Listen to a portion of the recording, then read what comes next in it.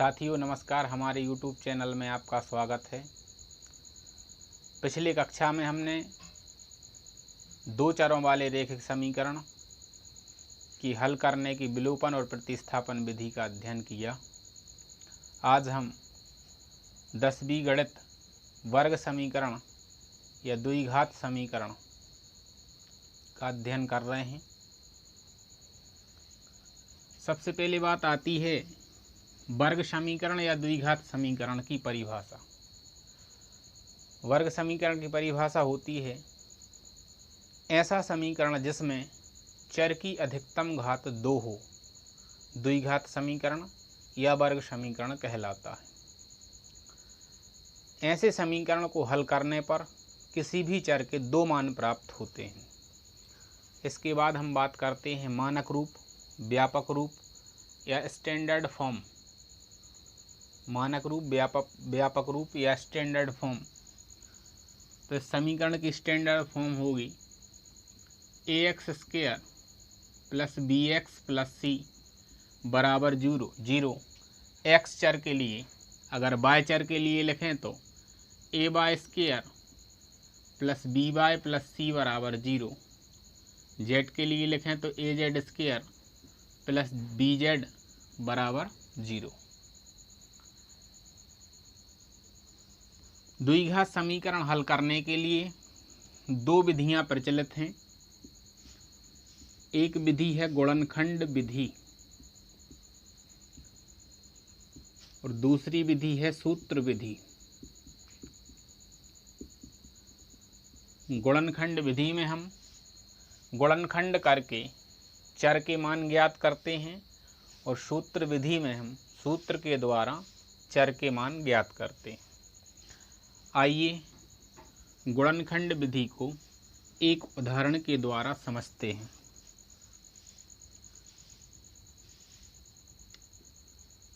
गुणनखंड विधि या factor method. Example x square plus 4x minus 45 equal to 0। गुणनखंड विधि में सर्वप्रथम हमारा काम होता है प्रथम और अंतिम पदों का गुणा करना। तो 45x का 45 का एक्स स्क्वायर में हम गुणा करेंगे तो हो जाएगा 45x स्क्वायर। ये माइनस के द्वारा चर के मान ज्ञात करते हैं। आइए गुणनखंड विधि को एक उदाहरण के द्वारा समझते हैं।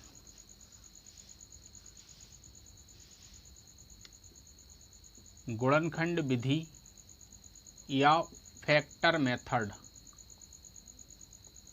Example x square plus 4x minus 45 equal to 0। गुणनखंड विधि में सर्वप्रथम हमारा काम होता है प्रथम और अंतिम पदों का गुणा करना। तो 45 का एक्स स्क्वायर में हम गुणा करेंगे तो हो जाएगा 45x स्क्वायर। ये माइनस का ये प्लस का है तो प्लस माइनस का इंटू हो जाएगा माइनस। अब मध्य पद को इस प्रकार से तोड़ना है कि गुणा करें तो 45x स्क्वायर आए और जोड़ें या घटाएं तो 4x आए। हमारे पास एक संख्या है 9x और एक दूसरी संख्या है 5x। 9 पन्ना 45, x का x में करेंगे तो x स्क्वायर और 9 में से 5 घटाएंगे तो 4 आएगा। और घटाने पर जो संख्या बचे वो धन की बचना चाहिए, इसलिए बड़ी संख्या को हम धन का लेंगे। पहला पद सेम लिखेंगे, दूसरे पद के स्थान पर हम गुणनखंड लिखेंगे तो ये हो जाएगा 9x माइनस 5x माइनस का 45 इक्वल टू 0।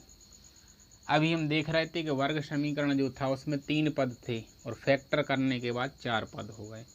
अब इन 4 में से प्रत्येक 2 को एक अलग कोष्टक में लिख लेंगे तो एक्स स्क्वायर माइनस 9x को अलग लिख लिया।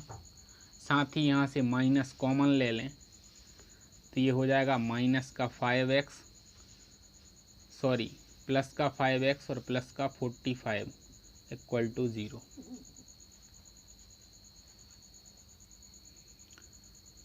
ये प्लस का था, ये भी प्लस का है। इसके बाद यहाँ से हमें कॉमन लेना है। कॉमन लेने का जैसा कि नियम होता है कि किसी भी संख्या को हम तभी कॉमन ले सकते हैं जबकि वह दोनों पदों में उपस्थित हो। तो हम देख रहे हैं एक्स स्क्वायर और एक्स यहाँ दोनों पदों में है। यहाँ से हम एक्स कॉमन ले लेंगे तो यहाँ पर हमारे पास बचेगा एक्स प्लस यहाँ से एक्स कॉमन आएगा तो 9 बचेगा, माइनस यहाँ से एक्स कॉमन आएगा नहीं, 5 आ सकता है क्योंकि 5 का एक मल्टीपल 45 में भी है। हमने यहाँ से 5 कॉमन लिया तो ये बचाएगा तो 9 बचेगा, माइनस यहाँ से एक्स कॉमन आएगा नहीं, 5 आ सकता है क्योंकि 5 का एक मल्टीपल 45 में भी है। हमने यहाँ से 5 कॉमन लिया तो ये बचा हमारे पास एक्स और यहाँ पर बचा 9 बराबर 0। इतना सॉल्व करने के बाद हम ये देखते हैं कि जो हमने गुणनखंड ज्ञात किए हैं वो दोनों सेम हैं। अगर दोनों एक जैसे हैं तो ऊपर जो हमने सॉल्व किया है वो हमारा सही है, और नहीं है एक जैसे तो वो हमारा गलत है। इन दोनों में से एक को ले लेंगे तो हो जाएगा x प्लस 9, और जो बचा है x माइनस 5 इसको एक दूसरे कोष्टक में लिख लेंगे बराबर 0। दोनों को 0 के बराबर लिख के पक्षांतर करके x का मान ज्ञात करेंगे। तो x माइनस 9 बराबर 0, x प्लस 9 बराबर 0 या x माइनस 5 बराबर 0। यहाँ से हम पक्षांतर कर देंगे। x बराबर प्लस 9 का पक्षांतर करेंगे और उस तरफ जाके माइनस का होगा, 0 में से 9 घटेगा तो यहाँ पर बचेगा माइनस का 9, या यहाँ से -5 का पक्षांतर करेंगे उस तरफ जाके धन का हो जाएगा और शून्य के साथ जुड़ेगा तो आ जाएगा 5। दोनों मान को एक साथ लिख देंगे, x बराबर -9 या x बराबर 5।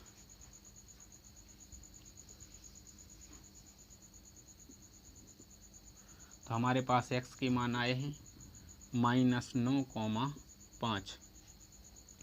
हम चाहें तो इस समीकरण की सत्यता की पुष्टि कर सकते हैं किसी एक मान को रख करके। हमारा एक मान है x बराबर 5।